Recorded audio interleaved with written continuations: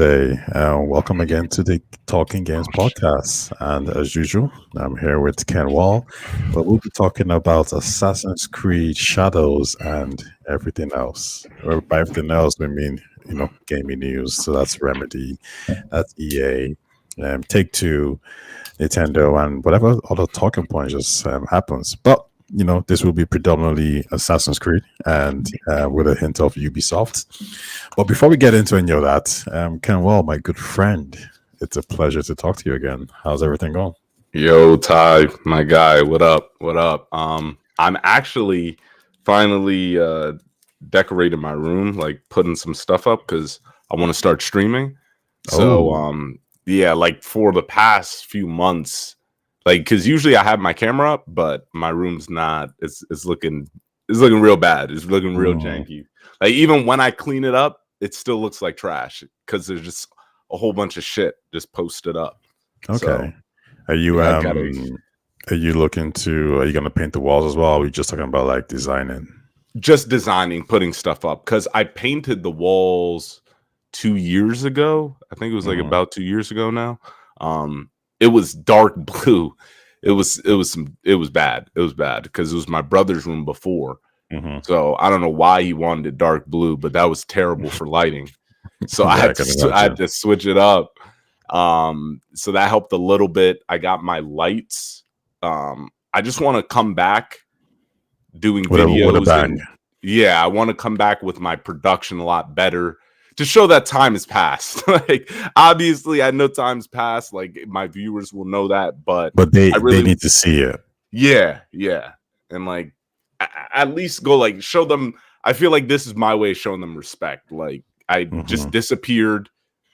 I stream on TikTok, but I'm not really that existent to them. So I feel like it's my way of at least paying it back to them. Like I'm getting on.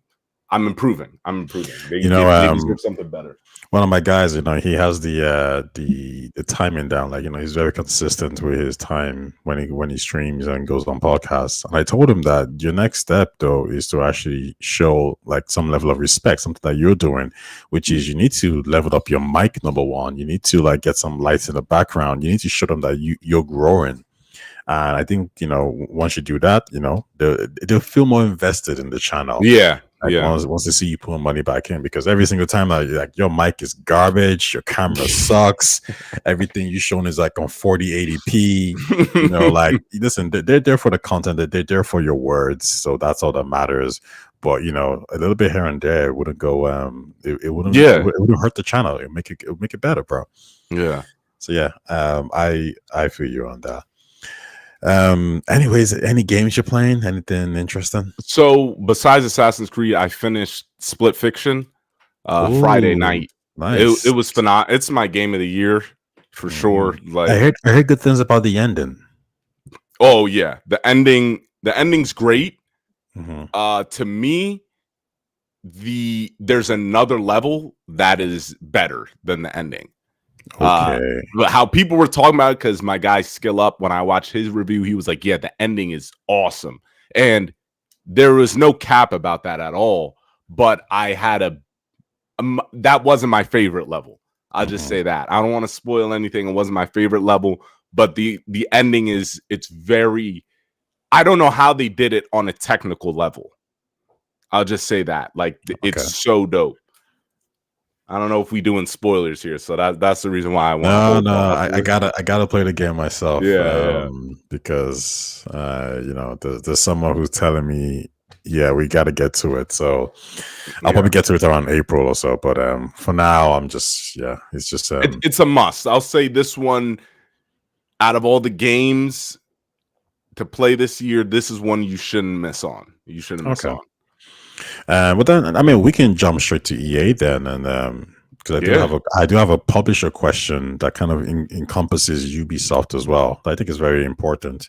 But yeah, so Split Fiction, it's doing the numbers. Do you think that this is going to go into in any way, shape, or form changes how EA does business? Do they look at Split Fiction and think, okay, maybe we need more single player games, or are they in a position where they're already making single player games like Star Wars, sorry, the Captain America game and also the Iron Man game. So are they gonna dive more into single player games, or do you expect them to just keep it standard? No, I'm gonna be a realist. No, I don't think this is gonna change anything.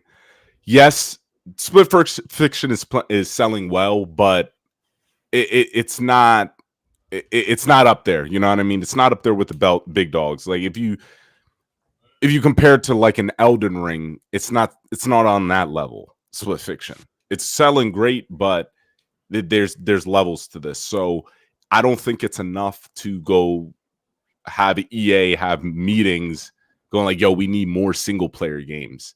What I wish would happen is they still output the same amount of single player games, but they actually create new IPs. Because if you think about it, EA hasn't had a new IP since Anthem, right? And that crashed and burned. And that was the last one. When did Anthem even come out? 2013? 2013. I thought it was maybe a bit later than that, right? Later, 2017? Could have been, yes. 2017. So I want to be, I wish they could do that a little bit more, because EA, I think, is boring when it comes to their single player games from their IPs. Like what I've liked from EA from their single player output has been Star Wars, and that's pretty much it. Dead Space was cool, but everything is reoccurring. They only have their next big project that you're looking forward to single player wise is Mass Effect, but that has there's a big red flag around it. There's a question mark, man. There's a big question mark around it. So that's what I would wish that would happen. But no, I don't think this is going to change how EA does business with single player, because it hasn't sold enough.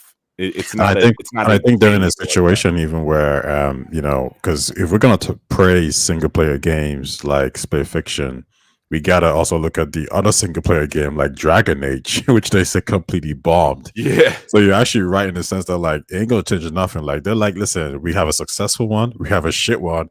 Like everything is just canceled out. So we're just gonna keep doing the exact same thing over and over again. Until we keep getting all these crazy hits with single player games, we might shift. But even at that, they're looking at their annual report and they're saying most of our money is coming from live service games, coming from FIFA, it's coming from all these multiplayer games. So yeah, I feel you on that. Now I do have a question that I was wondering on in terms of which of these publishers do you think would be the best? I had the numbers up. Let me see if I get it right. So from a Ubisoft, EA, Nintendo, Take-Two point of view, Ubisoft has 19,000 employees and they have 2.5, they make 2.5 billion in revenue, whereas EA has 13,000 employees and they make 7.5 billion in revenue. And you have Nintendo, which has 7,000 employees and they make 10 billion in revenue. And Take-Two is at 12,000 employees and they make 5.3 billion in revenue. So Ubisoft is all the way at the bottom.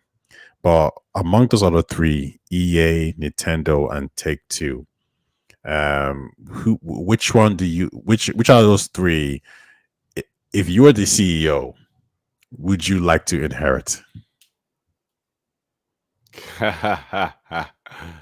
Oh man! I put those numbers out again. EA 13,000 employees, 7.5 billion in revenue.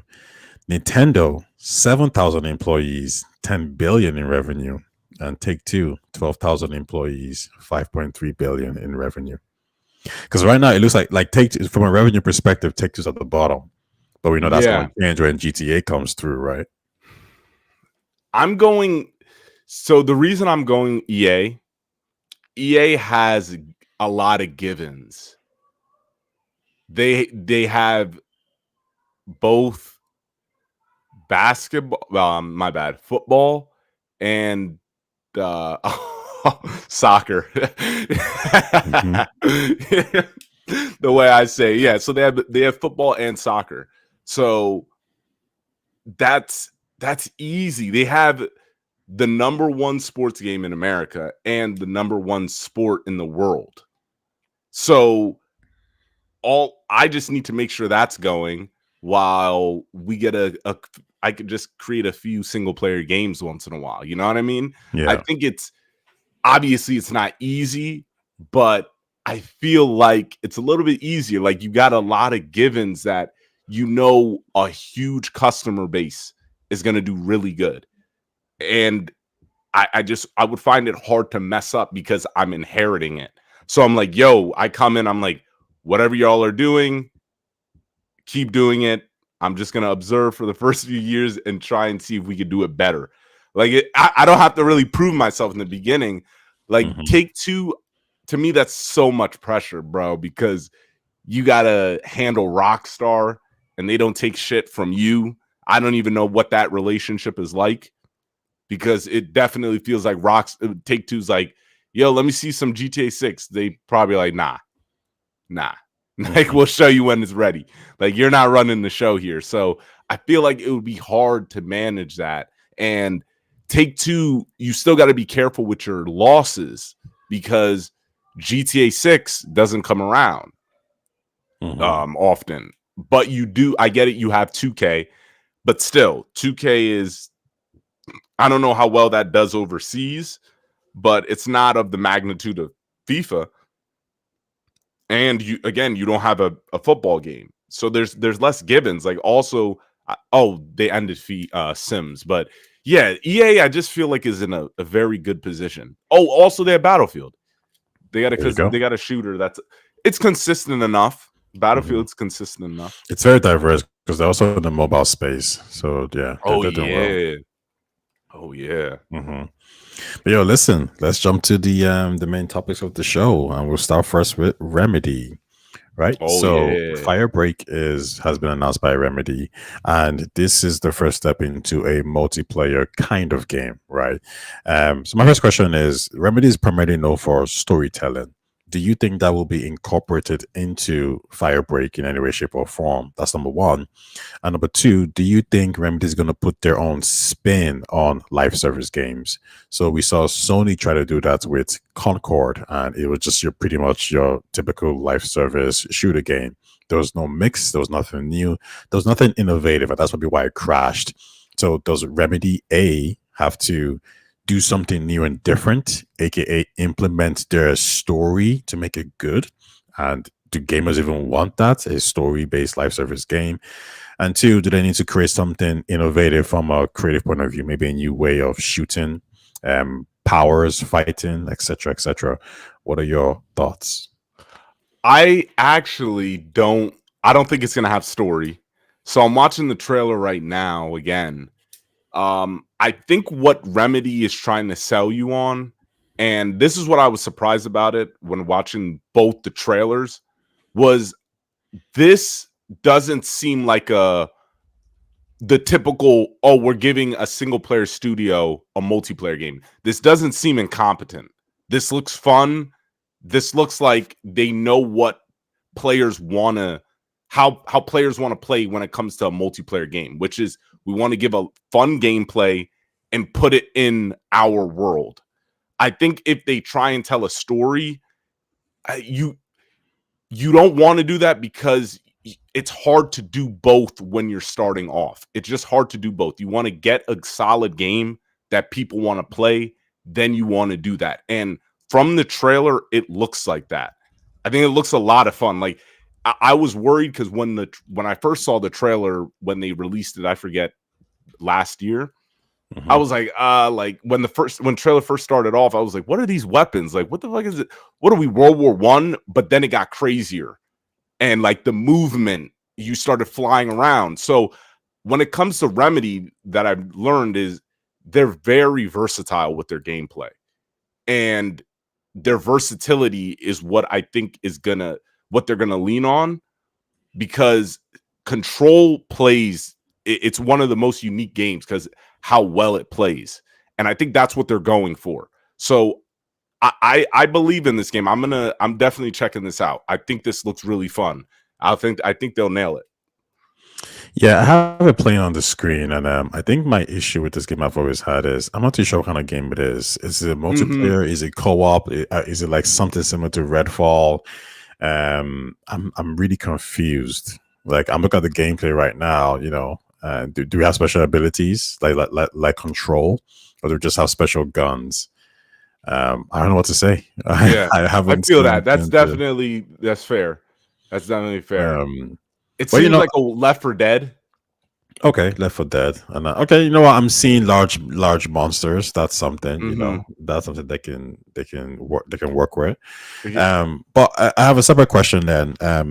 For a studio like this to go from making single player games like Alan Wake to and Control, and of course the Max Payne franchise, for them to go to multiplayer might signify trouble. So Vitala, I believe that's how to say his name. He's the CEO of Remedy, and he stated that Firebreak's revenue potential combined with its lower cost base supports our goal of an improved profitability in 2025. And before I put this question to you, there's a few facts about Remedy that I'll just throw out there. In 2023, they reported losses of 28.6 million euros. In 2024, that improved to just losses of 4.3 million euros. Remedy overall is in a good position. However, they're in losses because their expenses is higher than their profit margins. That is primarily due to the fact that they're making Control 2. They're making the Firebreak game, and they're also making the remakes of Max Payne. Remedy tend to make games that don't particularly sell crazy amounts of numbers, and we've seen in this industry recently that if you're not making that much money, you will get the boat. Your studio is at risk of closing down. Now, Remedy does do a good job of keeping their budgets low. However, the games still don't sell primarily crazy numbers. Do you think Firebreak, as what the CEO has just said, is Remedy trying to put themselves in a position where the profits of a multiplayer game with some live service elements would allow Remedy to actually be financially secure? Or is this them just actually want to try something new and be creative? I think it's mostly for the money. This reminds me of when Bethesda had to do it with Fallout 76 Mm-hmm. and with Wolfenstein. They definitely need some money. There's no way that I get it. Their games are lower, but their games do increase in price when they make it. The production of Control compared to Alan Wake 2 was definitely more. So either way, they're gonna be hurting because if you're not selling that well, I don't believe that. Hey, it's still all sunshines and rainbows. Like there's no whipping. There's no like the whip has to get cracked at some point. Mm-hmm. So I think they do need this now. The success that I see from this game, realistically, I don't. I think this is at most the ceiling for this game could be like it could be like a Helldivers. Mm-hmm. That's where I could see it at most. But then it will fizzle out. But I don't think this could be something where the ceiling is definitely not at the point where they'll be good. They'll be set now to make whatever game they want. I don't think it's like that. No way. Hey, Matthew, what's up? He's here to listen to us today. Hey, what up, bro? We're talking about Remedy games, and we're gonna talk about Assassin's Creed Shadows. I know you've seen me talk about it a little bit on the Discord, but yeah, we're gonna flesh out a little bit more on the channel today. But yeah, listen, man, thanks for coming through, and as usual, drop any comment, and we'll respond kindly. Well, another question about Remedy. They've done really well at managing their budgets. Oh, And okay. So I was just flat out wrong with that. well, Yes, and okay, it's a tricky one because they've done a good job of managing their budgets. But this is actually the question that I think you might be able to expand on. Is it a case of the games are just smaller anyway, so it's okay that they can, because the games feel like they were made by 70 million, 80 million, whereas a Spider-Man 2, for example, feels like it was a 200 million kind of game, or Breath of the Wild. Would you find that to be accurate, or do you think that okay, let me put it this way: are Remedy good at managing their budgets, or is it a case that they just make really smaller scale games? Remedy is really good at managing their budgets because the production value of Alan Wake 2 seems like a AAA game. Mm-hmm. That's what I noticed from after playing that game, because people were saying it's AA, but I'm like, it don't feel like AAA. Like the graphics it's one of the best looking games toward this generation of the console. When you go to the dark place, I'm like, bro, this thing, the vibe, the sense that you get, the lighting, all of that stuff, it definitely don't feel like a smaller type of production or smaller kind of game. So I think they know how to manage their budgets really well. Like they got a bunch of penny pinchers, bro, or they just know how to work. They just know how to work, and they know exactly what they're doing. That team, yeah. Okay. Yeah, I mean, I think I would agree with that. I think whoever who does their project management, EA needs to hire them, and all these other studios need to and see what's up. But I hope all the best Remedy. I think the smart play was putting on Game Pass and PlayStation Plus. That's going to give you a wide amount of people to try to leech money off, with the live service elements. But I have another question for you. We'll move on to a different topic now. Split Fiction has been a massive success, and we're seeing that there's a bidding war going on now for the movie, which makes perfect sense to me. So I'll ask you a question about Split Fiction, and then I'll move on to the adjacent Split Fiction questions. So Split Fiction movie's coming out. It's going to come out. Do you expect it to be animated, or do you expect it to be real life people? I'm expecting it to be real life people, unfortunately. If they made it animated, I would be more hopeful for the movie. But the game, when you're playing the game, you're not going like, oh my God, I can't wait to get back to playing the game so I find out what happens to Zoe and Mia. Like, no, you're playing the game. That's the best part about Split Fiction. It's the gameplay. So the story, and that's what's, it frustrates the fuck out of me, bro. Like, it's different. Like, you have to really understand that it's different. It's not just you're stealing IP and you're like, oh, this is gonna have a guaranteed fan base. Playing versus watching, it's different. So watching Split Fiction is not gonna be good. I don't want to watch Split Fiction. I want to play Split Fiction. So I don't want to go into a rant and all this shit, like games turning into movies, but that's my problem. I don't think this movie is going to work. And again, this game it's not selling. This isn't the best game we've seen selling. I get it. Like I love this game, and I love what they're doing with the co-op genre because they're pushing it forward. But bro, it's still a niche. It's still got its nice pocket. I'm not saying you can't make money from it, but it's got a nice pocket. It's not selling like these other games. Okay. I can see that. I think they will go for humans as well, real life people.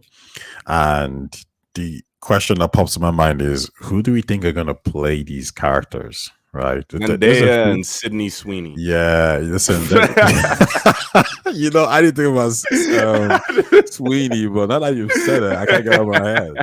I think Zendaya would work. You straighten out her hair, and then you guys sit. Yeah, that's actually not bad. Or Jenna Ortega. Jenna Ortega is another one. But you know what? They make the movie. If it's Netflix, it's Jenna Ortega and Millie Bobby Brown. That's not a bad. That's That's a the back cast, push as bro. well. That's and listen, and she's already there with the Stranger Things, so she's popular Yeah, enough with the yeah. kids. And Netflix likes to circle their people. They got their people to just hire. So Yeah, listen, you made a very good point, man. Listen, when I said people, I was thinking Jenna Ortega, maybe I don't know who else, but as soon as you started throwing in Sydney, Zendaya, I can see. But you see, that's the thing now, Ken. I can see why they would want to make it into a proper real life true, adaptation true. now, Yeah. because those actors, along with the brand name, it's gonna work, especially when you Yeah. go like, listen, you have the female crowd who wants to play the game now, right? And so you're gonna have them who want to watch it Yeah, as well. that's pretty good. Yeah. Yeah, I think if as long as EA has the rights to this, they're gonna be laughing to the bank for sure. Yeah, because you're right. Because my sister in law is playing this game, and Hmm. she's playing it with her sister, and she likes to read a lot. And so compared to me, I was like, oh, get this, me in fantasy. I was like, get this fantasy shit out of here with the game. Hmm. But she was like, yeah, I'm not a big sci-fi fan. So I was looking forward to the fantasy stuff. So it was really smart how they did this game because like it's the biggest niches when it comes to books. So Hmm. like it's very good. So yeah, you know what? I am all right. Maybe I am double back. Maybe this movie can work. Yeah. Maybe this movie can work. Well, listen, let's stick with this topic a little bit. I have another question. So Hazellight Studio, they've gone from strength to strength to strength. They released The Way Out in 2018, and they released It Takes Two in 2021, and Split Fiction in 2025. And there's a clear improvement over those games. The Way Out to It Takes Two shows a lot more investment, and then to Split Fiction, you could argue that they've done it the right way when it comes to actually, making games and developing their studio. You also have the Rebellion CEO as well, the guys who make Sniper, and they've said we manage our budgets pretty well. We just don't go too crazy. And clearly, when you play the Sniper games, you see them improve slowly and slowly. And now, with the release of Atomfall, that's almost them saying, "Hey, listen, we're here because we've managed ourselves, we've developed, and now we can put that investment and trust back because we have the backing of the players into a brand new IP like Atomfall." When it comes to developing games, is this the I do structure? Start small and grow, or are we in a situation where it's a little bit different, where we can look at what PlayStation is doing as well with their new studio? What's it called again? My bad. Undead game. I was going to say I Undead don't. Labs. Yeah, Uh, what is it? Oh, hold on. Dark Outlaw Games. Dark Outlaw Games, or are we in a situation where Dark Outlaw Games, regardless if there's a guy from Treyarch there, one of the leads, that is just so much more of a risky venture than growing organically, and we need to focus back on organic growth? Or is the Treyarch way, sorry, is the PlayStation way an okay substitute for this? I'm going with no. Um, I should have been doing this when you were speaking because I had this point. Like I already had my answer before, but it's no. There's so many studios that have come out from ex devs of a famous studio, right? And their first game is always a AAA game. And I get it. That's what they know. Like the guy who directed God of War 3 and the two Star Wars games, Stig Anderson, he Yeah. leaves AAA studio. The the former director of Witcher 3 leaves AAA game. They Mhm. always leave and do a AAA game where we have to wait 8 to 10 years. It comes out and then nothing really happens. Well, we haven't seen anything. Now that I think about it, we haven't seen anything from these games, from these studios. So it's like you come out, we don't know if it's going to be a hit. You guys, what I heard is these studios, it's kind of like a band. You got to have that camaraderie. You got to know how to work together. And there's got to be a process because there's no work with it. I like this organic growth because there's growth, there's consistency. Hazelight, they were able to come out with a game. I think their cycle has been 4 years, and I like when studios give their fans respect like that. We shouldn't have to be waiting if your game takes 6 years to make, then the next game should also take 6 years to make. I don't think we should have to go like, we will wait 8 to 10 years, except for GTA and Red Dead. Those are exceptions. They writ those stones down a long time ago. So, but with this, I like this process. Okay. I'll stick with Split Fiction then, just because I do have one more question, which is similar to the first one I asked.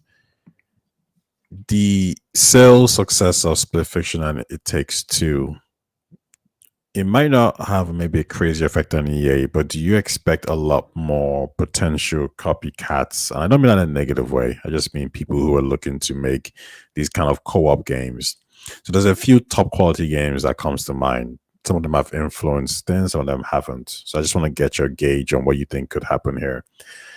Monster Hunter is a huge franchise. However, we haven't seen many copycats or versions of Monster Hunter. Just a couple here and there. So, but you could argue Monster Hunter didn't really influence the industry.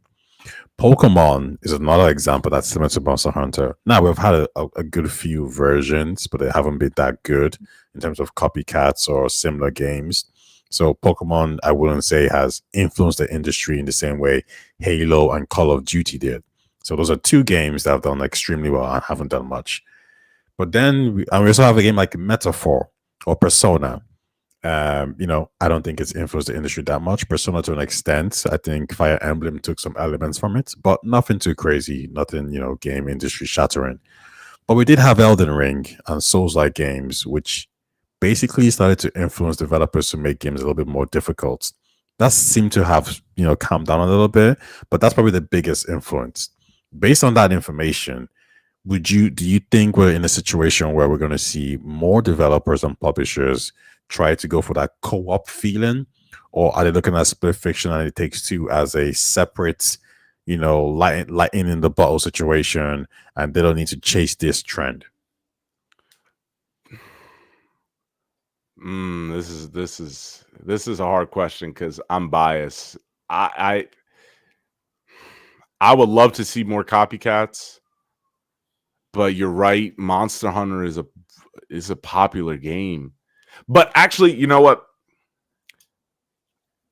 I think with Split Fiction, we will see. I don't think we'll see it from AAA type publishers, but I can see it more from the middle tier publishers. So, like, I could see it from Devolver Digital. What's a popular publisher? What's another like middle publisher? But yeah, I could smaller scale guys. I could see them putting it into their philosophy because you're getting these types of games appeal to a little bit of a potentially broader audience. Like Split Fiction, you have both guys and girls playing the game. Like It Takes Two, it was a relationship game. So you're getting both the guy and the girl playing the game. So with that being said, like you're always going to have two people more given that's like the standard playing the game. So I don't know why it wouldn't, but at the same time, it's a little bit difficult to do.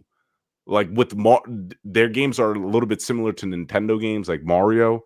I feel like that would be the only thing holding it back would be the design and the execution.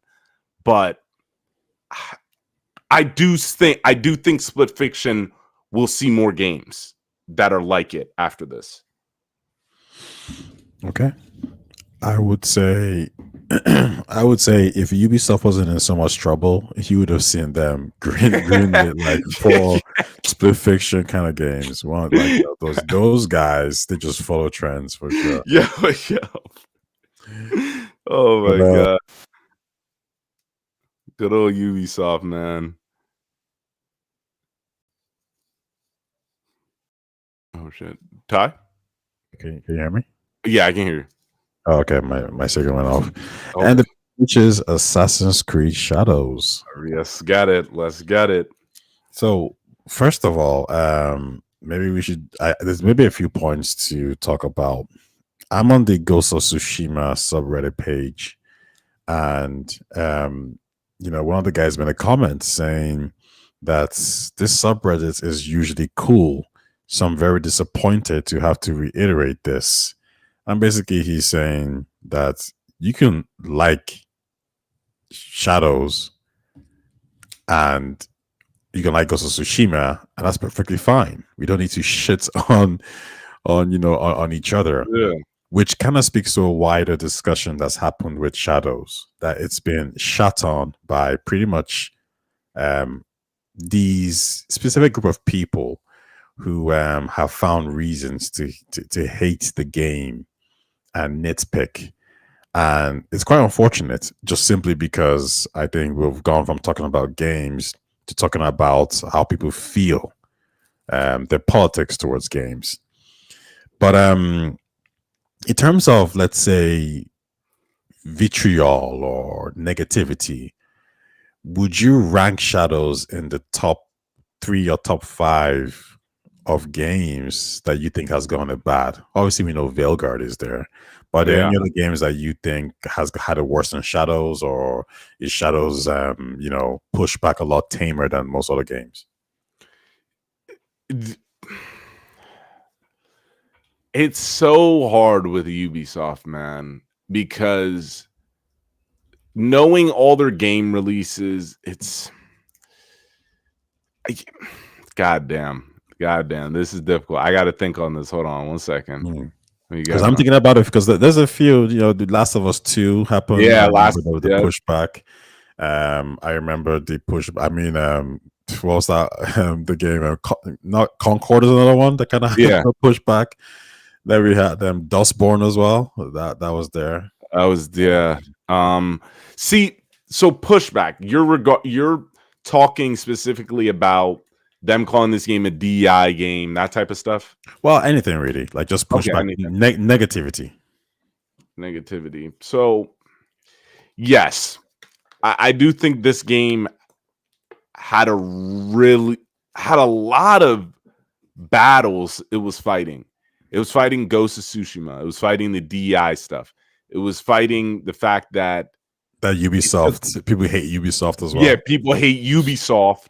And again, people don't, I think a lot of people forget about it, but what ruined Ubisoft's last string of hope was when Elden Ring came out. And that person posted that UI about Elden Ring, talking about the UI for it, and they were like, yo, we put in a lot of work during the UI, and then people, that was it.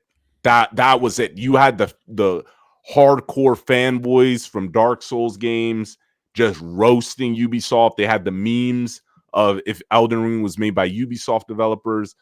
They had that, and then to top it all off, the company's not doing well, and then they had the sexual harassment stuff. So perfect storm.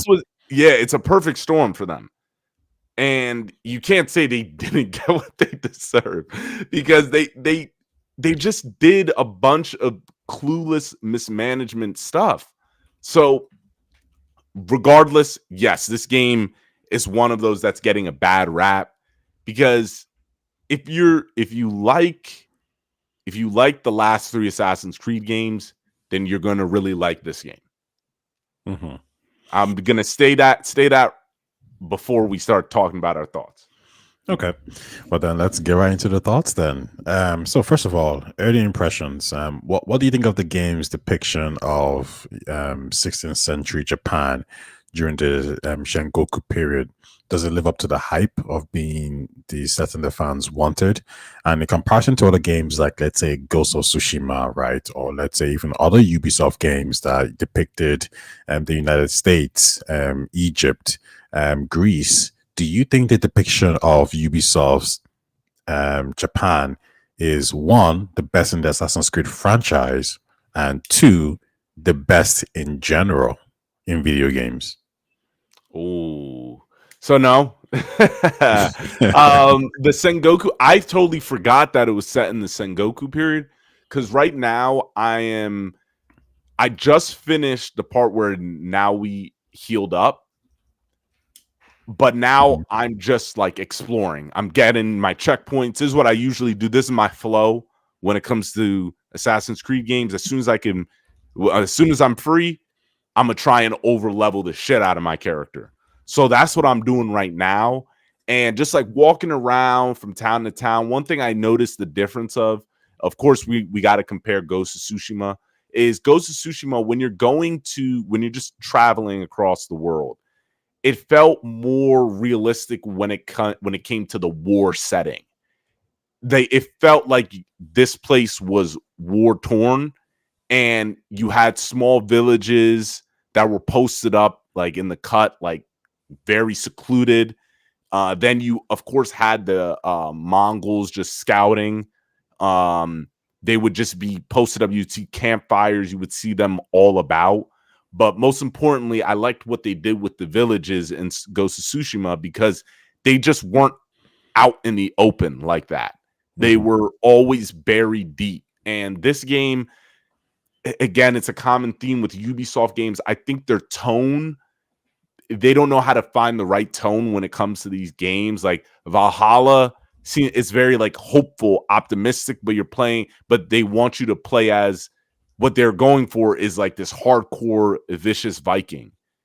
But it doesn't match that. Like Eivor's like this, he's a dad. Like that's just what he's acting like. And it's just off-putting to me. So that's the reason why I can't fall in love with the world and why I don't think this has the best settings. But the world is good. Like technically it's good. I like Japan, but not for those reasons that you're saying. Mm-hmm. Do you think so you don't think the depiction of Japan is one of the best in terms of the Ubisoft games overall? And yeah, sorry, no, Ubisoft it doesn't. games? It doesn't fit the story, and it doesn't really fit the setting, in my opinion. Okay. Let's talk about the dual protagonist real quick. Ushers, how you doing? I'll bring you in a second.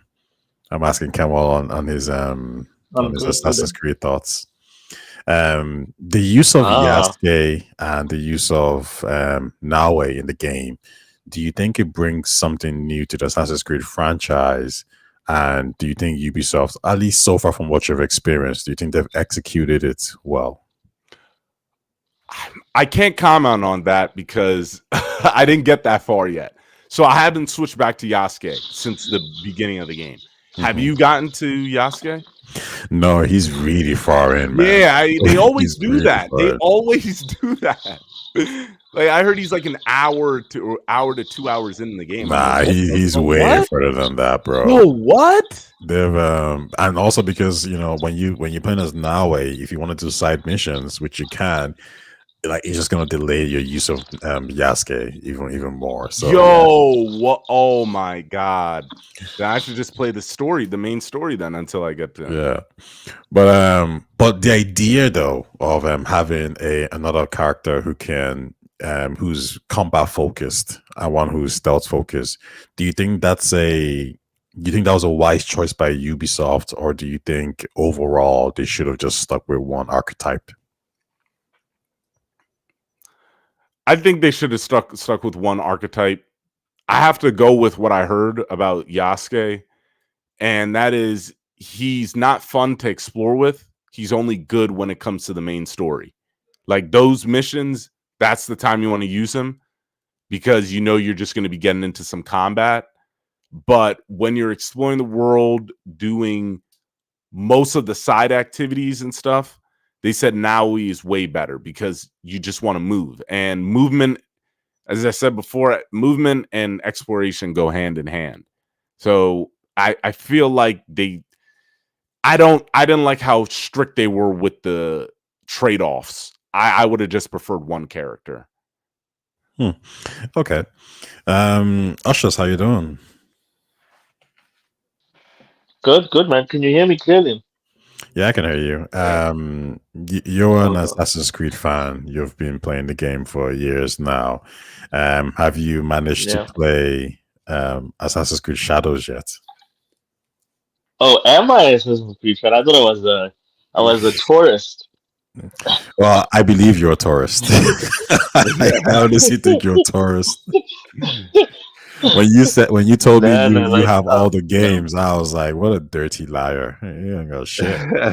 Oh, dude, like I'll take a screenshot when I get home. It's just that like I'm in the countryside right now. When I Okay. get home to tomorrow, I'll take a screenshot from my library, my Xbox library, because all of them are on Xbox. Because some of them are carried over from the 360, the Xbox One, as well as the series. In fact, I Okay. think I own like three different copies of Assassin's Creed Valhalla. I've got a hard copy. I had originally. I have. Oh yes, I have the Xbox One version and the Series X version. Okay. But listen, I'll Yeah. throw the same questions as I threw to Ken Wall, see if you guys agree or disagree. Yeah. Do you think Ubisoft's depiction, from what you've seen, via videos, Mhm. commentary, do you think Ubisoft's depiction Yeah. of Japan is a one of the best in terms of them realizing a world in relation to Greece in Odyssey, Origins, Black Flag, all the previous games? And if yes, do you actually would you rank the depiction of Japan as one of the best depictions of a country or a region in video game history? Do you know what I think the truth is now? I think the normal person wouldn't know the difference if you took a part of, say, Ghost of what is it? The Ghost of is it Tsushima? Tsushima, correct. Yeah. If you took a part of that game that doesn't have the protagonist in it and you showed it to someone, and then you took another part similar from Assassin's Creed Shadows, most people, I'll say 99.9% of or everyone, especially all the people that kicking up a fuss, would not know the difference. This whole thing was, I don't know why there's such a focus on realism in an Assassin's Creed game. Look, typically they get the monuments and the landmarks correct. Um, and with this one, like I just think there was a lot of things that were not very well communicated in the beginning, or they was I think there was just something around the communication that just didn't land. Mhm. But to But, answer your question, I don't think it's any different or less accurate than any game they've done before. I don't think it's better or worse. I just think it's the same standard that Ubisoft always does it at, okay. from what I've Uh, seen. okay, fair enough. London was pretty good in Legion. I thought that was pretty impressive, even though that game wasn't that good. But I thought London was pretty dope. Yeah, I think the Mm, interesting thing about this question is we it's gonna be hard for non-natives to not know, right? I remember there was a guy, and he showed a picture of his house or his building in Spider-Man 2. And he was like, yo, like it's yeah. literally here, Yeah, and yeah. like down the road, like Mhm. it's legit. I would never know this as a Irish guy. It's just impossible. I'm a Exactly. European. Yeah, So yeah. I can't even make that judgment. So it's the Japanese people or the historians that I'm looking towards, and I am really looking forward to somebody who knows Japan and this region saying what did they get right. Mm, Is the shoes, the sandals, the way they read, the way they talk, the way they hold their swords, are all these accurate? Because these are the main things that these guys will be looking forward to. Looking forward to, even the buildings of yeah. the houses, right? Um, so yeah, I think we will know the answer until a couple of weeks when people start to play it, and from Japan anyway, Yeah. or people who know their Yeah. stuff. But Ken, I have this other question for you, which is historical and creative liberties. Um, Yasuke is a real life figure, and Naue is a fictional figure who more or less descends from a real life figure. When it comes to depicting a region like this, or any game in general, how do you think the balance of historical accuracy and inspiration should meet creative liberties? So, an example would be do you think that a game that has a real life figure should they be able to change that person's characteristics? Let's say if somebody is a straight man in a video game, do you think in an RPG like setting you should now make that person, aka a gay person, lesbian, etc., etc.? Oh, oh. So you did you see that clip of Yasuke?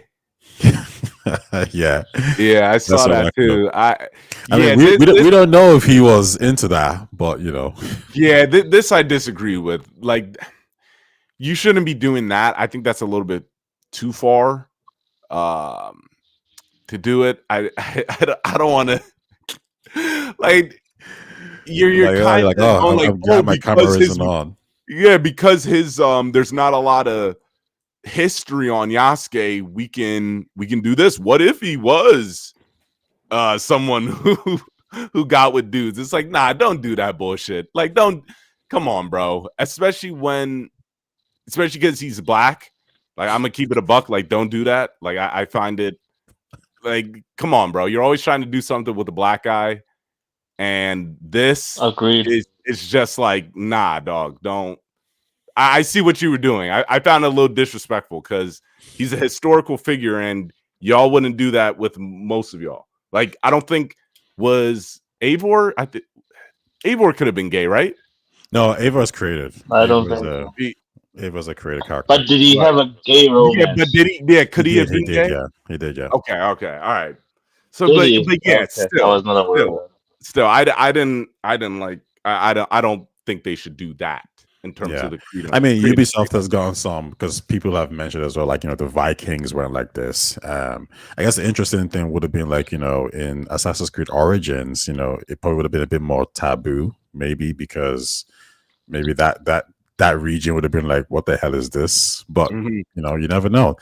Also, same question. Do you think certain creative liberties should be held back, or are you of the opinion that, hey, everybody should be able to do whatever the hell they want to do? You shouldn't have to really mitigate or censor yourself. If you want to make a game where you can have sex with every single body in the game, man or woman, it doesn't matter. Like, we're just gonna do it. No, it doesn't matter. Like they could have done that if they wanted to. But again, I'm with Kendall on this one. Like, first of all, it goes back to this, and we've had this discussion before. That why did they have to choose characters that are historically accurate as their main characters? Like, I mean, previous games they always made it a very, very, and they did this very in a very clever way.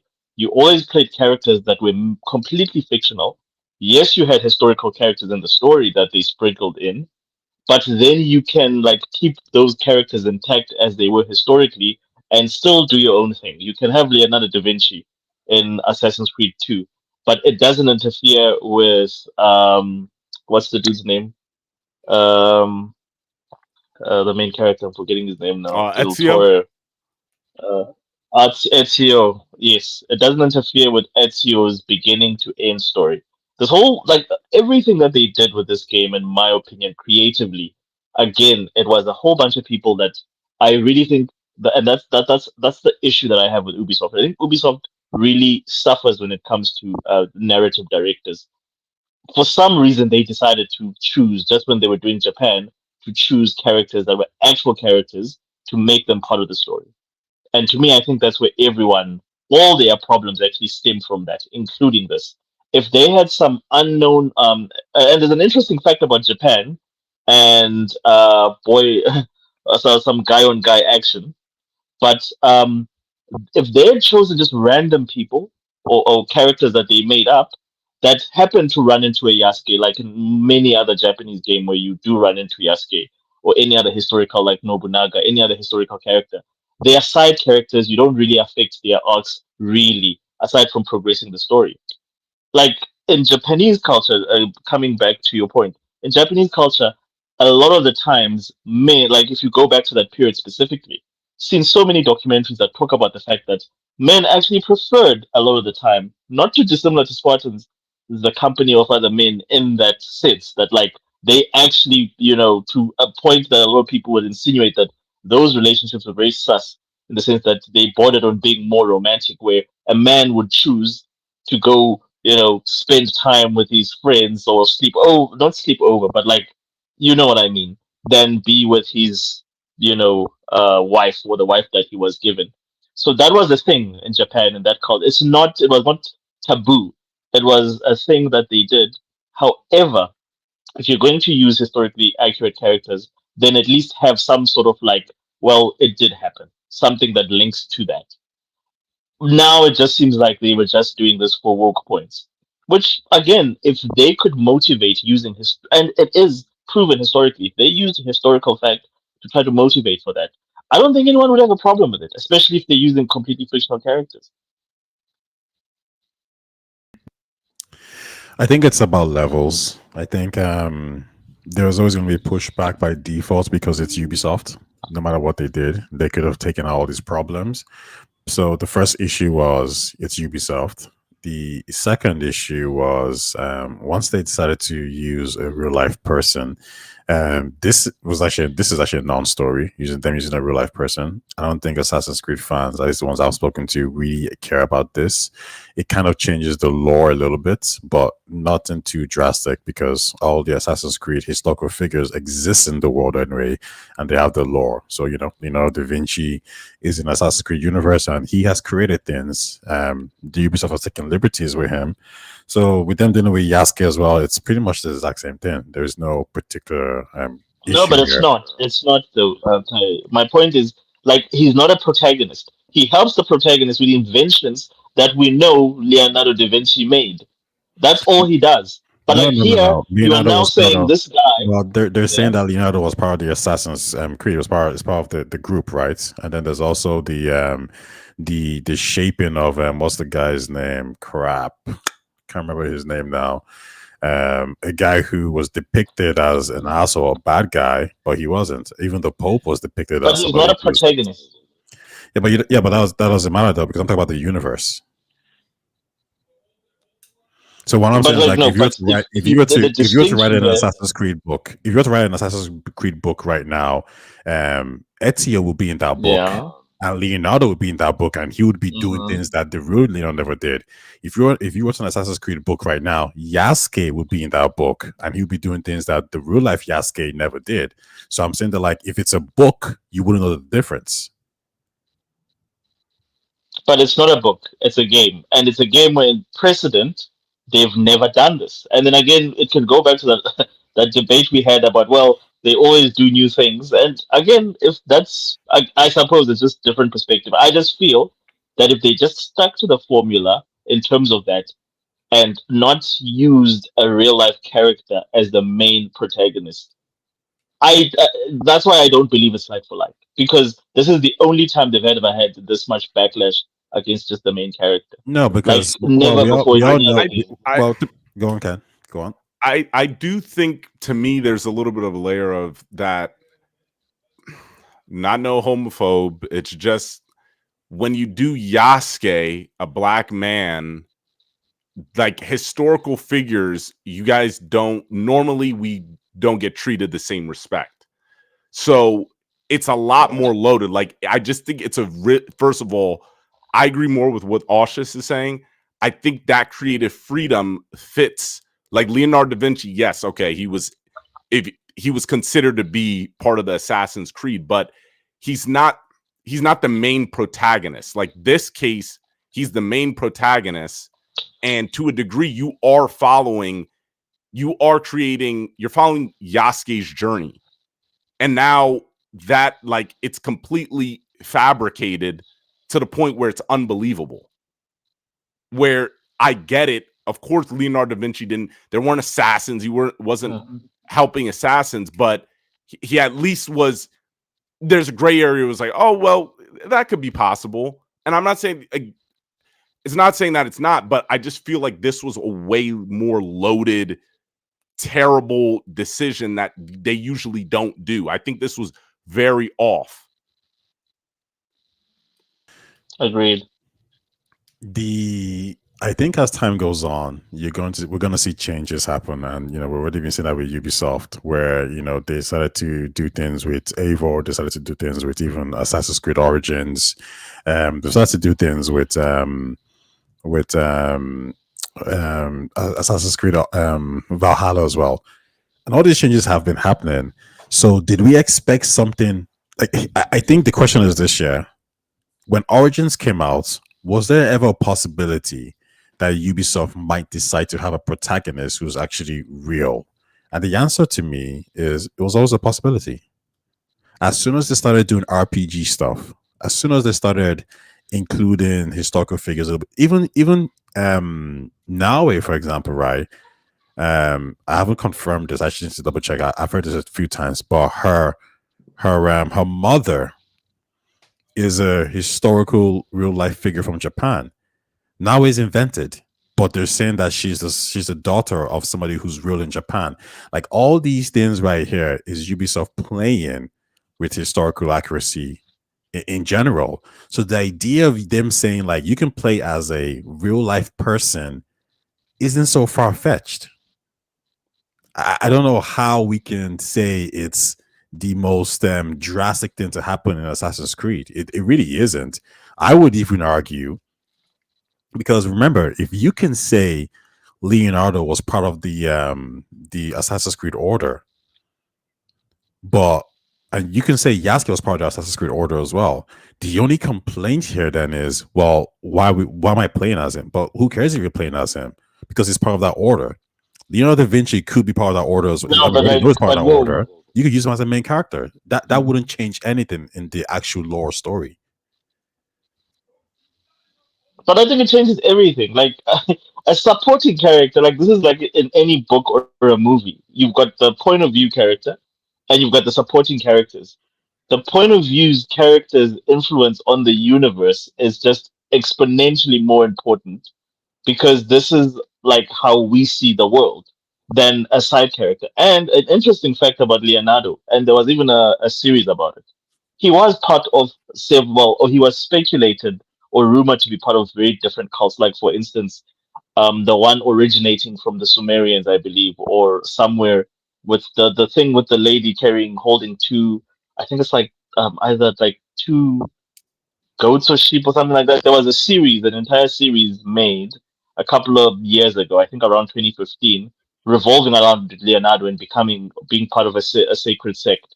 A lot of the people associated with the Renaissance era were all sort of like part of some sort of a society or were rumored to be part of some sort of a society. So that is not an outrageous or far-fetched thing. There's a lot of like that's based on some sort of semblance of history. Good case in point, that movie that came out from that famous book starring Tom Hanks. What was it called? The Da Vinci Code. Again, alluding to the fact that he was part of some sort of movement or some sort of like underground organization. So to people, it made sense because all those little what do you say? All those little breadcrumbs had been dropped in popular culture before. So it was not unusual or natural for someone to hear a story like that or to see that or experience But you see, it. Actually made sense. what you're really then talking, because even the same things with Yasuke then, because what you're really talking about is we don't want to play as a real life person, and I'm saying that the actual people do not care about this too much. If the real life person that you are playing as is a whatever, a Neo character, right? So let's say it was even some Chinese guy who happened to be Japan at that time, nobody would be crying. If it was somebody from Europe, from France or Germany, nobody would be crying like this. The issue people have is that it just happens to be a black character. That is really just it. Because if you look at even Assassin's Creed lore, like for that, like you were talking about, like breadcrumbs, the Boston Tea Party drama that happened. It was just a couple of guys. Like this is what started. This is what created the United States. There was a couple of guys who just took some, tea bags and just threw it in. In Assassin's Creed, it was a brutal, violent protest. It was people were dying. That never happened in real life. They've literally changed how America came about to be. I'll even give another one. The French Revolution. It was economic, social structures that motivated the people to turn against the king and queen. Assassin's Creed says no, it was the Templars who organized a protest and did some killings that allowed it to happen. That is you taking a country's history about how they came to become a democracy, a republic, and you saying no, it was us that did it. That didn't, the French people didn't complain and cry about it. So I think all these drops that we're talking about, it's not really the main question. The main question is, if this person, if Yasuke, if you had to replace him with another real historical figure who was in Japan at that time, would the pushback be as dramatic? And the answer to me is confidently no. Oh, they would not be as dramatic. They would not care at all. Because I speak to Assassin's Creed fans, and there's none of them really that's saying they shouldn't have done this. It's the typical, okay, yes, they're changing the law because but we already knew they were changing the law because they already started doing this as time went on. They did this in Origins when they started letting you pick answers. They did this in Odyssey when your brother or your sister could be interchanged. And then you could get into these romances, and you could make decisions where you kill somebody or you don't kill somebody. And then they did it in Assassin's Creed, not Shadows. What am I saying? Valhalla, where there was even more freedom in these things. The inclusion of Yasuke is less than any of these things, especially because there's a canon mode right now. I would say Valhalla is more insulting to the fans from a lore point of view than Shadows is. Okay. Yeah. Because I'm thinking more, I guess I'm thinking more on along the lines of just the kiss. But like when you put it that way, it's like, yeah, it's true. Like these games have been, they've never been historically accurate. They've always they never followed the lore, but because it's a black guy, now everyone wants to talk about this. Mm-hmm. Like this is religious. Like, no, it's never been that way. It's never been that way. Yeah, bro, they did this. Like a lot of these dudes, they didn't care when, like, even the, like I said, with the French Revolution things. If you go back to Valhalla, there was some, like, people like, oh, this wasn't really correct, but Valhalla had a lot of mistakes as well when it came to, like, depicting the country. Yeah. But it wasn't that big of a deal. Like I always focus on, like, when I talk to everyone about this, I'm like, if you had to give me a percentage on what is the biggest problem here, is it really the fact that there's a real life person in the game, or is it the fact that, like, that real life person is a black person and this is some kind of woke agenda situation that people don't like? And you can be 10% upset that it's a real life person, but then I'm asking this person, you're not a fan of the franchise in the first place. Yeah. I don't know why you feel this way, number one. Number two, you could even tell me the other things that the franchise has done that's a mistake. Like, you know what I mean? You couldn't tell me anything. So this is the only thing you know. And then we come down to the real problem is, like, well, the real life person is a black dude. I don't like that. I'm like, well, that's why y'all showed the black dude breaking up the shrines. You didn't show the girl do it, right? That's why y'all show the black. Whenever there's a problem or some glitch, you're showing the black dude there, which is telling me exactly what this is. I know what you're doing. They legit. Yeah, this is some crazy shit, bro. It's really crazy. Romeo's there. Let me give Romeo a link if he wants to join. Like, one thing I gotta say is, because I do have to leave soon. Yeah, and I want to get into the thoughts of the game, or like one to talk. Yeah, sure. Thoughts of the game. It's just Ubisoft really needs to get out of this standard where it kind of reminds me of one of my favorite teams in football right now, Steelers. They have a good enough record to get to the playoffs, but they can't even win a playoff game. So at a point you're like, yo, they never had a losing season, which is great. Like, that's really hard to do. But at the same time, you're losing first round in the playoffs. So are you guys really that good? That's what Ubisoft reminded me of. Like, with this game, I'm having a lot of fun with it. But what I noticed is already when I was playing Valhalla, it got to a point where I was paying my full undivided attention to it. But then I started listening to music. Then I started putting on TV shows, podcasts, and it's like I don't think that's necessarily a problem, but when it comes to open world single player compared to a multiplayer game, I think that's fine to do that kind of stuff. But a single player open world game, I think I should be able to have no problem giving my undivided attention to it. Mhm. The Ubisoft standard, they are always missing an extra 15% more effort to nail the ideas and make it not so monotonous. And every single time, yes, they've added much needed improvements to the point where I'm enjoying the hell out of the game still. It just still has the stench.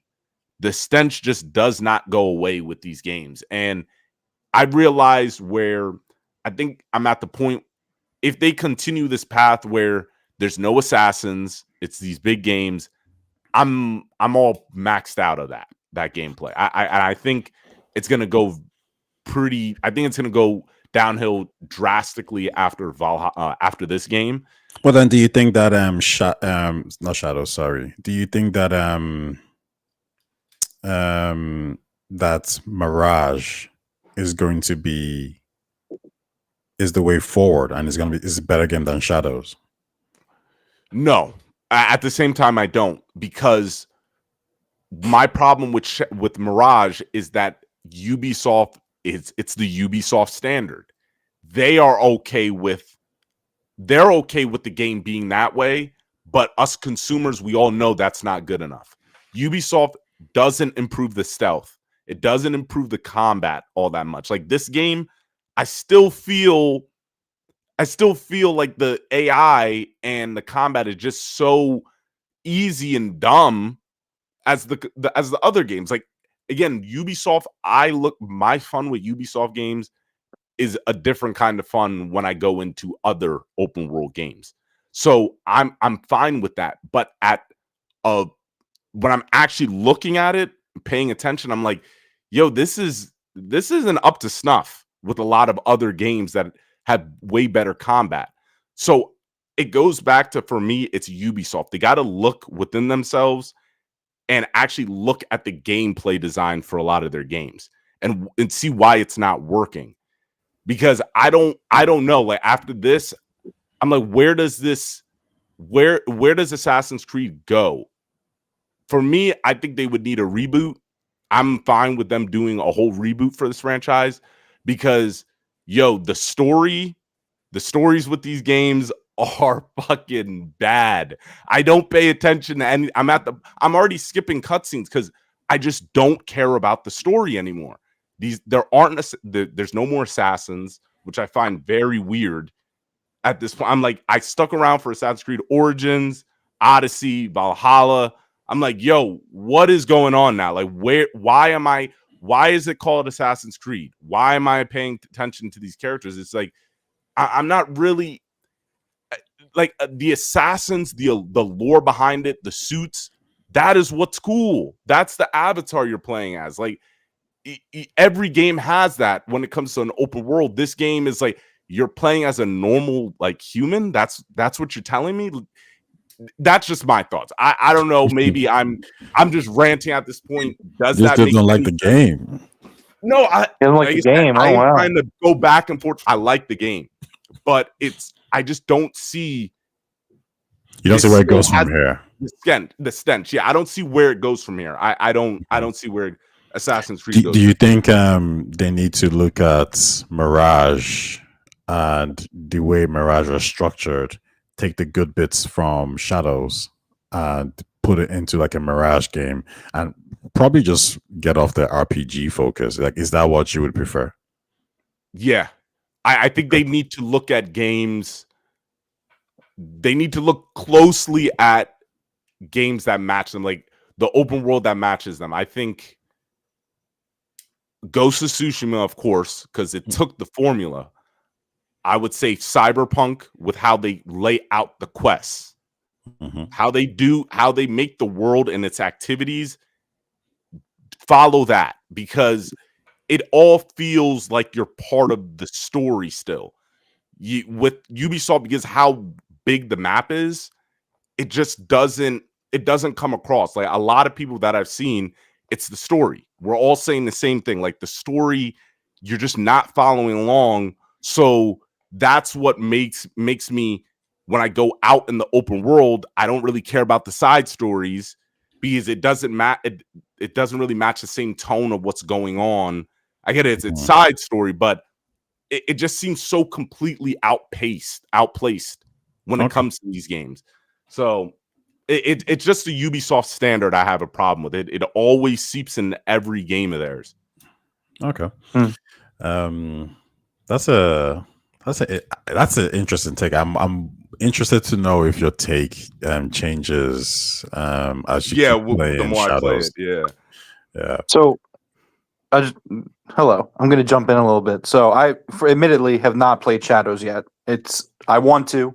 Right now I'm playing Avowed and loving it. My thought, kind of to back up what Ken's saying a little bit, more so about the past few Assassin's Creed games, is I do think that the franchise has really hit a wall. Again, I haven't played Shadows, so if it adds to that or what contradicts what I'm saying, I don't know yet. Fire away. But I just feel like, God, it's been a few years at this point. I just feel like they really lost their focus of the lore, probably when Desmond died. So, which is going all the way back to, what is that, 3? He dies in 3. Yeah. So it's like I feel like they keep trying to string everything together with the modern world setting, but it just doesn't work. And I think that the series is at a point now where it's like, and again, I don't know how much is in Shadows. So again, could completely describe what I'm saying. I don't know. But it just feels like, man, just abandon the modern day setting and then just make these games in the time periods and have them be about assassins and Templars. Like, I understand, like, kind of looking back retrospectively, like Origins is like the origin of the Assassin Order, so it gets a pass. But like Valhalla, I know that the one guy whose name is escaping me was like the assassin, Basil, whatever. He was an assassin. I hated Valhalla. I thought it was number one bloated, but from a story perspective, it just it just felt all over the place, and it just really, again, like I just think Assassin's Creed, from a plot perspective, has lost the plot in recent years. I think Mirage was pretty good, though. I mean, because again, it's a story being told with the assassins in it, and like kind of what Ken was saying, that's what I want to see when I play an Assassin's Creed game. What I want to see from an Assassin's Creed game is give me an interesting time period, give me good gameplay in the action adventure, although I am okay with also the RPG genre, and give me a good story that ties together the war between the assassins and the Templars. You can look at it from different perspectives. You can do twists, you can do turns, you can do any of that stuff, but just that should be the core of what an Assassin's Creed game is. So that's just kind of my perspective of it. I didn't like Valhalla because of a lot of those things. It just felt bloated, and like Eivor doesn't really have a connection outside of Basim. There's no connection really. So it's just kind of like, oh, okay, that's kind of a nothing burger, in my opinion. Like, okay, then how about this? Do you guys think that they should because Ubisoft are good at making open world games, Origins, Valhalla, Odyssey, and now Shadows. Do you think they should just leverage that and make these RPG games completely separate from Assassin's Creed? And when it comes to Assassin's Creed, just stick to the formula of Mirage, like, keep it small and tight.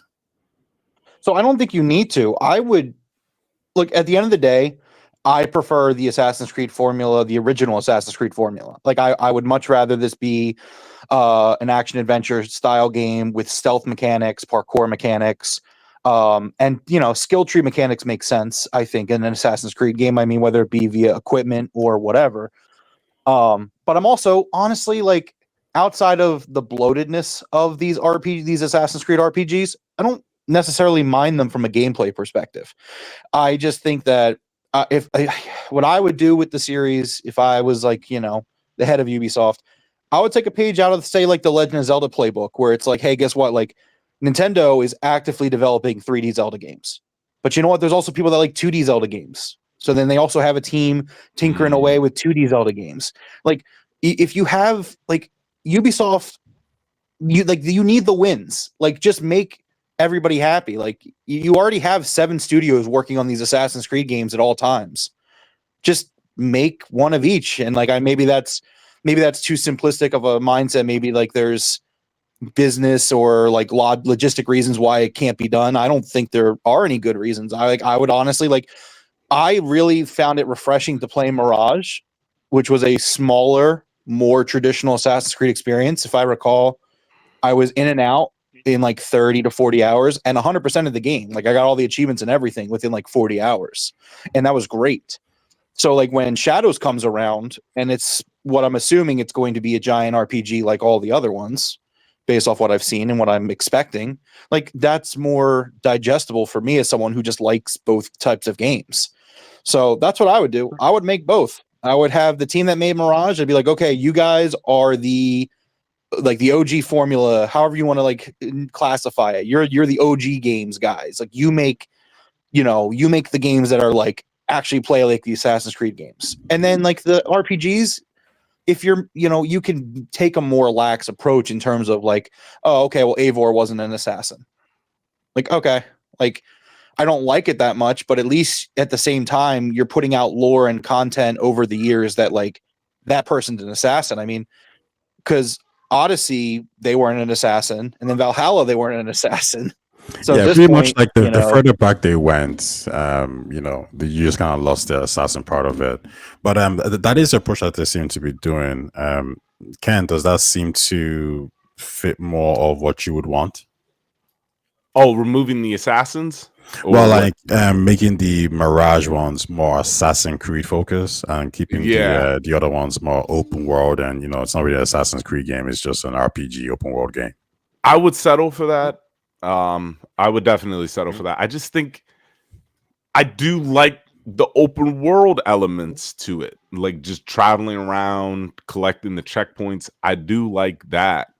I just think the story, for me, it's just that's what throws it all off, because somehow the story just melts into everything. Because you gotta care for what you're doing, and I would like you to keep playing Shadow. I mean, I'm interested to see what your thoughts on Shadows, because the story so far, at least with the prologue stuff, it seems intentional that they're trying to be more cinematic. I'm not playing this in English, by the way, because I ain't feeling that chick. I ain't feeling that voice acting. It's okay, but maybe I should probably switch it back then. I should probably switch it to I would suggest that. It feels a lot better. And at first it's hard to get used to, but then eventually, like, I would say go to the subtitles and put them on large, and then go to the specific subtitles and go to like the comments as well and put them on large. So it's a bit more in your face. So I would say that. In terms of the game, because Ken, you've obviously played it, and me, you're playing it right now. But in terms of the gameplay structure of having someone like a Yasuke, an archetype who's strong, combat focused, and having somebody like Naoe, who's completely stealth focused, a bit of a glass cannon kind of character. Do you think Ubisoft has done a good job in balancing that? I'm not necessarily saying if it's a case of you prefer if they didn't have it or not, but do you look at it and say, hey, it's actually balanced well, or do you think that do you think they fell short? I was talking about earlier, it's just when it comes to exploration, it just kind of seems like when you in comparison, Spider-Man, so Peter Parker, Miles Morales, when you're playing, I get it, there's more of the sameness with them, but when it came to, it felt more of, hey, I want to play Peter Parker because I want to play Peter Parker, or I want to play Peter Parker because the symbiote, or I want to play Miles Morales because of his powers. Like, you want to play it because of the little stuff that made them unique. This game, I feel like it forces you because Naoi has better movement, so she's going to be better for exploration. Yasuke is going to be better for the missions because he's not that good at movement, but he's great at combat. So I feel like it just, when it gets to forcing, I don't like that as much because like I don't want to be forced my hand. Like I would have, when I get to Yasuke, we'll see. But I want to play Yasuke more as Naoi, and that could prevent me from playing Yasuke. But we'll see. So Ken, so I'm just curious, how far are you in the game? So I would say I'm not far in the game, but I've been doing a lot of the side stuff. So as soon as the game broke free, so I would say in the story, I played the tutorial section, like just getting introduced to all of that. So about an hour and a half. And then I have like 3 hours in just roaming. So in the main story, I'm not that far. Okay. Okay. Rome, from what you've seen then, from a gameplay perspective, you've seen Yasuke's heavy combat style, and you've seen Naoi's stealth approach. Kenwell prefers a stealth approach, and that's probably where he's probably going to pretty much be predominant in. I think most people are going to probably fall into that category as well. For you, does the playstyle of Yasuke in any way, shape, or form interest you? I mean, sure, it's there. So I'm kind of similar to Ken. Like when I play Assassin's Creed, I mean, the best way I could describe it is when I play an Assassin's Creed, I want to feel the way I felt when I played as Ezio in Brotherhood, or say like Edward Kenway in Black Flag, where it's just like the way they move is very, like they're the predator, like they're on the hunt for people. But at the end of the day, like they're also, you can lean back on the stealth stuff and be like that. I don't want to be just like a powerhouse who's going to walk into a room and fight all the guys. Like, no, I want to try and see if I can stealth my way through the room and kind of take people out. Like, that's just kind of how I want to play the games. But I mean, I think at the end of the day, this is just them trying to like appease both kinds of players. And as long as they don't really kind of intrude on each other, I don't really see anything necessarily wrong with that. I could be wrong, but I think I saw that you can generally choose one or the other to play through the game with. Like I could be 100% wrong on that. No, you can. Okay, that's what I thought I read. But so like I think that's great. I mean, if you give people the options, me personally, when I get into it, like yes, I'm going to have my preference where I am going to go that more stealth approach if given a choice.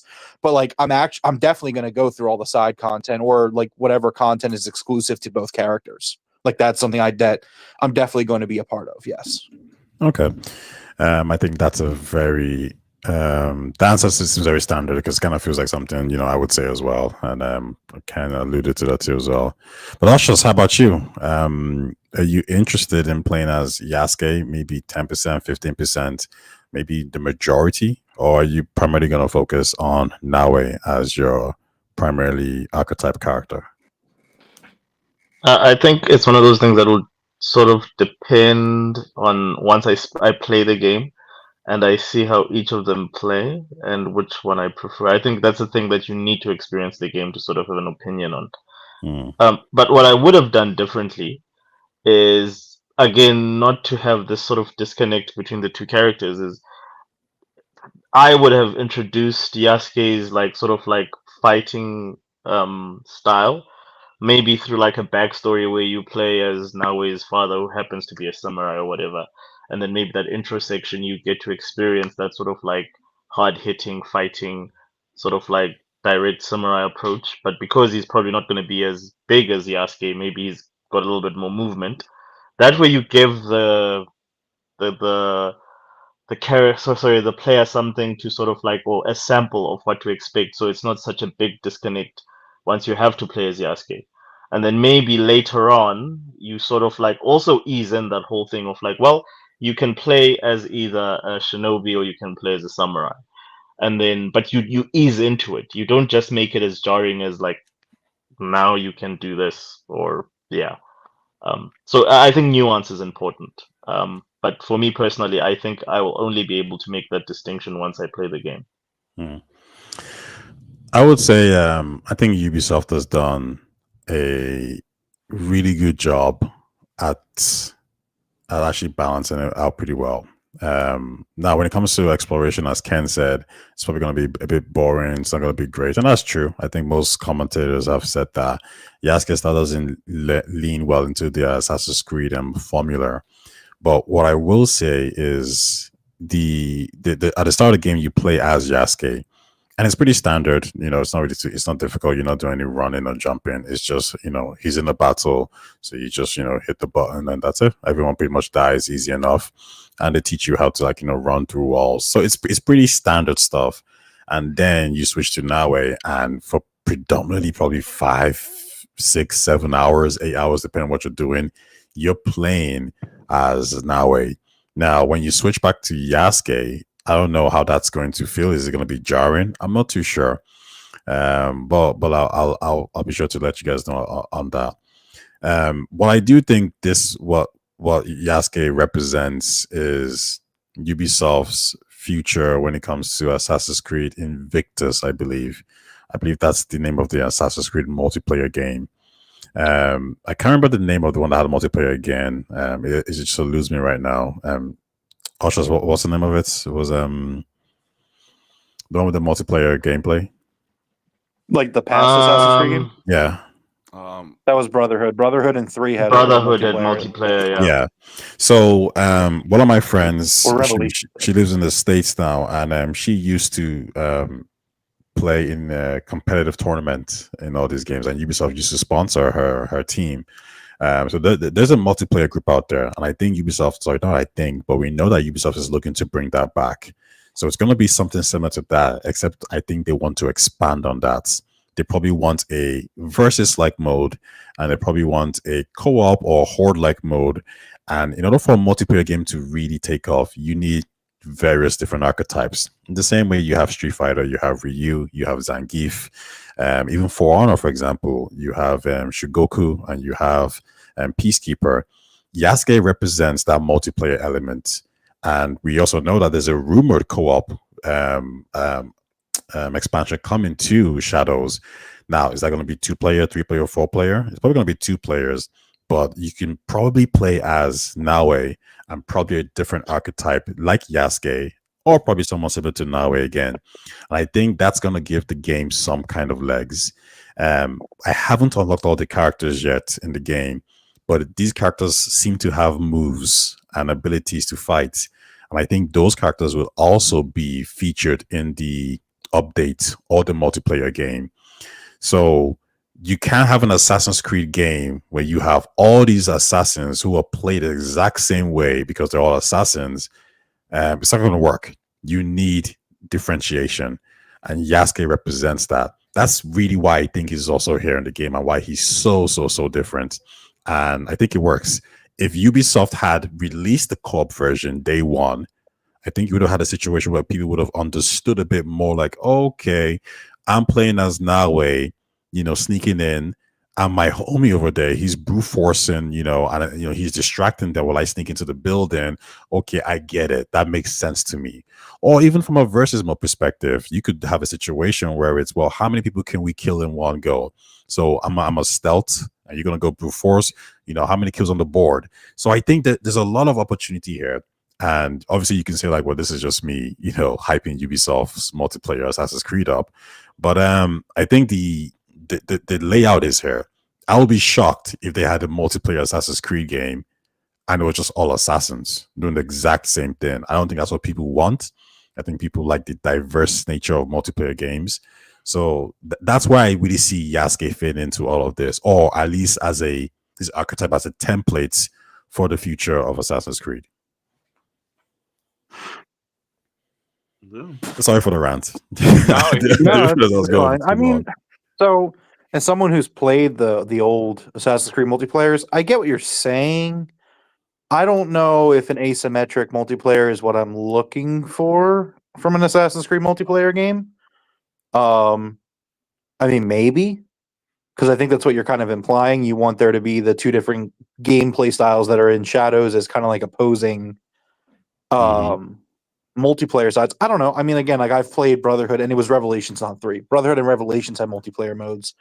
And they were I really enjoyed them. I mean, they weren't always like super I don't know if balance is the word I'm looking for. Maybe they were too balanced, but I don't know. I definitely I love Assassin's Creed, and I want to see, if they want to expand the franchise out. Like obviously they're talking about the whole Animus hub, and like there are some upcoming projects that really sound exciting to me. A multiplayer focused product is something I definitely would at least dip my toes in.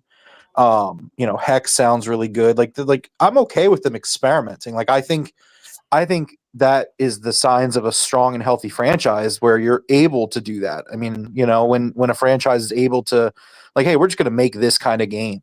We're still going to pay attention to our roots, but we're gonna move around, try like other little things. Like I think that's cool. As long as you don't really stray too far away from the core, or at least you have that core experience that goes along with it. But I mean, we'll see. I mean, yeah, I think there's a lot of opportunity there, and you're right. It's a healthy franchise. I mean, it's the best franchise, so they better be using it a lot God, more. I don't know where they'd be with that. I mean, the story about them shopping IPs around, it's just like, ugh, yikes. Yeah, like I mean, to me, if they sell Assassin's Creed, like they might as well just give up. They're done. But Ken, what are your thoughts on the multiplayer elements of Assassin's Creed and them expanding Assassin's Creed towards more different types of archetypes, like a For Honor, like a Street Fighter, in a versus mode, battle royale mode, co-op mode, etc., etc. That would be. I never thought about it like that. That'd be sick. Just hearing it, because it'd be really different. And I never played the multiplayer Assassin's Creed. The only one I played was Unity, when you had to do those those missions.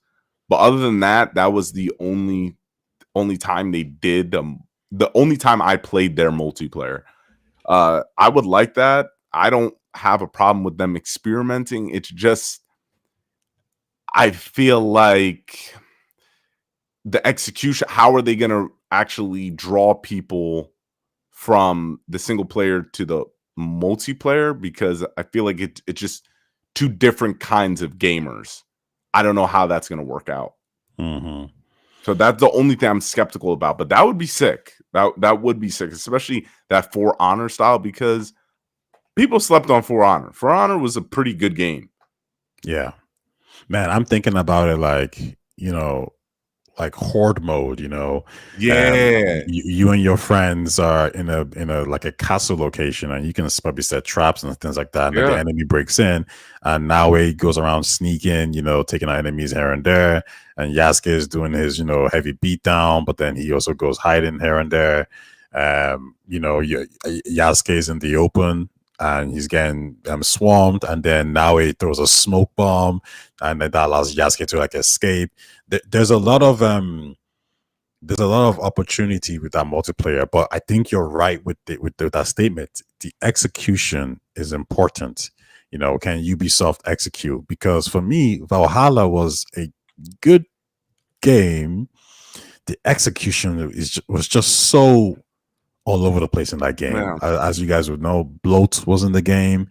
It just seems like they packed the game with so much stuff. I hate when people say things like Ubisoft don't try, because Valhalla is evidence that they try.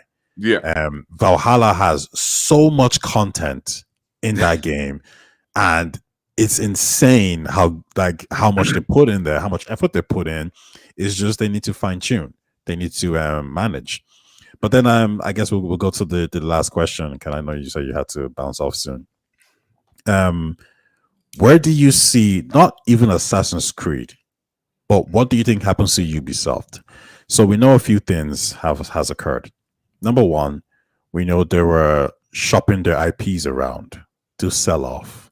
You can talk about what IPs you think they were trying to sell off, if there's any IPs that the people actually think is valuable. We know they spoke to Xbox and EA.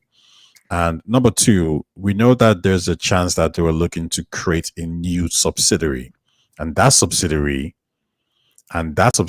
basically controls the Assassin's Creed. Not only the Assassin's Creed IP, but that new subsidiary will control their games, and it will be under a new name. So maybe Ubisoft still is the publisher, but this developer basically is forefront and center. And I think what that will do is it will kind of hide the Ubisoft name. So that kind of like separates Ubisoft from all these titles. So all the people who hate Ubisoft and won't really know. But anyway, those are some two key points to to consider. But yeah, where do you see Ubisoft in the future? Anybody? Okay. I see them joining forces with Tencent and doing that new subsidiary, probably losing Prince of Persia, some other IPs. Like I feel like they'll only keep Tom Clancy, Assassin's Creed, Far Cry, you know, the big ones. Mm-hmm. And just knowing them, they'll probably just keep doing the same thing with those games, right until the wheels fall off. But then there are other IPs they'll probably just sell off. Like I could see them actually selling off Splinter Cell, especially if they can't get it right with this remake. So I can see them doing that. I'm pretty worried about the future of Ubisoft because they've been down for a long time, and them just being bought out, I think they're completely going to be erased from what they've done to gaming, because they've just they have struggled to make an impact for a long time. Like I'm surprised they still don't get a lot of credit for Rainbow Six Siege, but that was their last game that I felt was an impact, that they did something that pushed a certain gaming genre forward.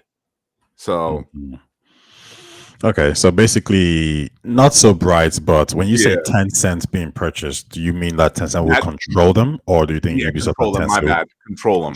Okay, Control them, okay. yeah. All right. I'll ask you the follow-up question, and I'll push it on to Rome. Do you think? Sorry, if you were to advise Ubisoft right now, you were, they hired you as a advisor, a consultant. What would you do in relation to the ownership structure, in relation to them making games? From a realistic point of view, what answers would you give them?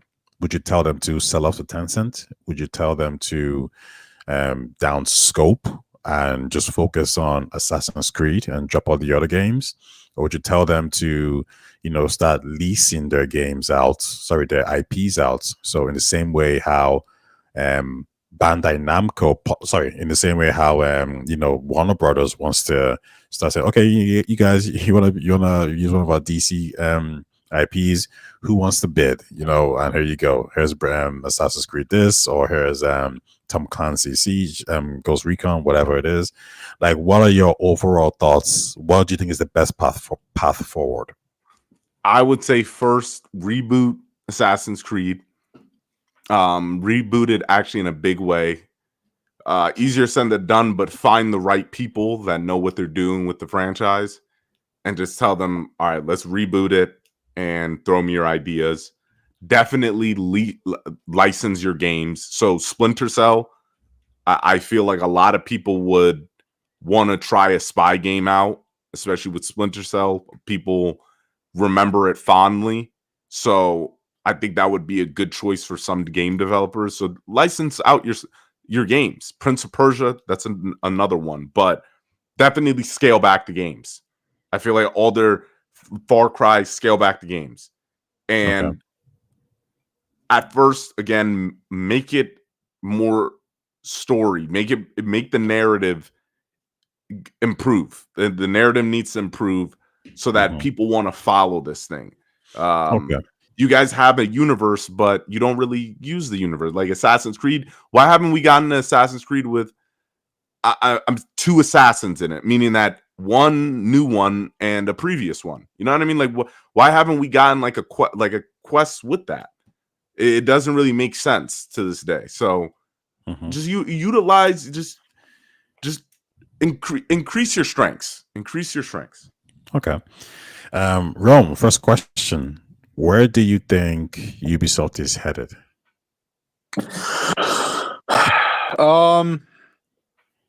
I think Ubisoft has just. I'm a big vibes guy, and if the vibes aren't checking, then that's a problem. And I think that from Ubisoft, the vibes haven't been checking for a while now. I can't see. I don't know if I see a future where Ubisoft is around. To be honest, I mean, I think Shadows. It seems like it's doing well. 2 million players so far as of this morning. I mean, I think it's doing good. It's going to take more than one game, and I don't think it's set in stone, but there's definitely smoke. When there's smoke, there's usually fire. I could see them getting bought out, but I think. See, I actually really disagree with Ken's take, kind of the second answer or the second answer to the second question with licensing out your IP. I would just sell the IP. I don't see how it makes sense to just like it for something for like an entity like a Disney or a Warner Brothers. I think that makes sense because when you look at that IP that they're selling, that they're licensing out, is a much broader appeal than any it's a game guarantee. IP can give you. Like again, like I know people that do not play games, but they like Star Wars, and I get texts from them saying like, "Yo, this Star Wars Outlaws. Like, what was this? What's going on with this game?" Like, nobody outside of games is going to text me about Assassin's Creed. You know what I mean? Like a lot of people love Assassin's Creed, and it has a lot. Maybe that's even a bad example. Like I'll go even a little bit more niche. Nobody outside of games is texting me about any of Ubisoft's IPs outside of maybe Assassin's Creed. But even that's kind of a stretch. Like I think if you're into Assassin's Creed, you're playing games, even if it's on a more casual level. I just don't see how that would make sense, especially because with Ubisoft, like, you know, you're saying license out IPs. It's like, well, that's going to weaken that IP because the people that care about Assassin's Creed don't want to see it get slung around from developer to developer in different publishers and different, you know what I mean? Like, oh, well, like if EA makes an Assassin's Creed game and Activision makes an Assassin's Creed game, like, is there going to be any like conversations between the two to kind of keep some things, you know, continuity based or gameplay based? Like that could end up alienating a lot of your fan base. Whereas like Star Wars, it's like, hey man, make a Star Wars game. Star Wars fans will buy it. Gamers will buy it. Like you don't need, you know, Jedi Survivor and I don't know, something else that's coming out. You know, I'm drawing a blank, but like you don't need these two Star Wars games, you know, as long as they line up in the lore, which Disney controls. Like they could be completely different things that take liberties, I guess, and it's not a big deal because people are coming for the Star Wars name. So yeah, I don't think it's a good idea to license the IP. I would just sell the IP or you know, that's if they're going that route where they're not going to make their own games, I would just sell the IP. And like, man, I know that like we're in the present where like exclusivity doesn't matter, but like Splinter Cell to Xbox just makes so much sense. Like, I mean, you look at the early days of the franchise and up even to like, you know, the iconic imagery of Splinter Cell with the green, you know, night vision, like that's a slam dunk. If Ubisoft is selling stuff off and Xbox wants to spend a couple of bucks, I would pick up Splinter Cell out of the bargain bin in a heartbeat. So I actually agree with a lot of what you guys are saying. I would agree more with actually Ken Wall here. I think they can sell off the IP, but I think if you're Ubisoft and in your mind you have a formula in the way you make games and that's just your DNA, either you have to create a new studio and bring someone completely new in who has a different vision to, you know, make this game, like let's say a Watch Dogs, right? Someone to completely revamp it. Or the truth is you just have to go to a different studio and say, okay, here's Watch Dogs, like you guys do something with it. Asha said something to me yesterday because he hates Western developers for, you know, some stupid reason. And he was all like, give From Software Assassin's Creed. And I was like, they ain't gonna make and I was like, wait, actually, hold on a second.